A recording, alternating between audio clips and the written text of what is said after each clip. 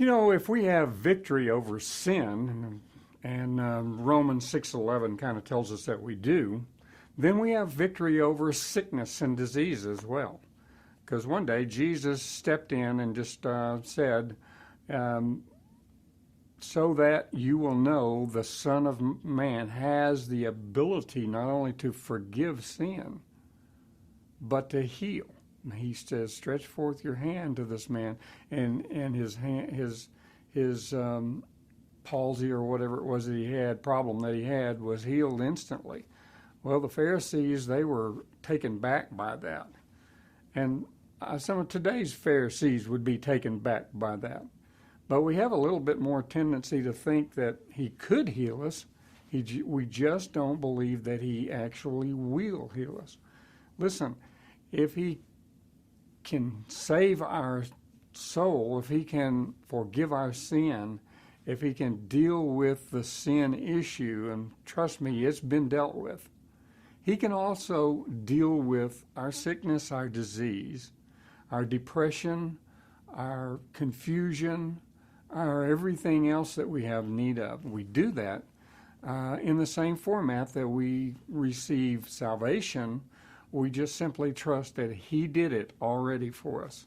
And we appropriate what Christ did way back there 2,000 years ago. He hung on the cross, yes, for our sin, but not only that. He went to the whipping post that same day. And he covered our body, the needs that we have in it, the sickness, the disease, the depression, and all of that. He was in the garden. He took on those mental attributes and wars that go on in our minds, our mind, will, and emotions. And he is well able to take care of all of those things, all of the needs that we have in this life. He knows exactly what needed to be covered, what needed to be provided, and he's already done it. And so for most Christians, we have to shift our thinking a little, change our thinking. That's what repent means. It means to turn your thinking around and think another way, because we get a little confused about what we need to be doing. And here's what we need to be doing. We need to be recognizing that we can't do anything to fix our problems, but Jesus has already fixed our problems. So what we do is we appropriate what he did and receive it and just stand in faith believing he did that until we see it manifest in our presence, in our body, in our business, in our needs, whatever we need, we appropriate it by faith. Everything comes through the channel of us believing, or our faith applied toward what he's already done. We already have it. So we just need to appropriate it and receive it. He already did it. He already completed the work. The last thing he said on the cross was, "Tetelestai, it is finished. I'm complete. It's done. It's paid for."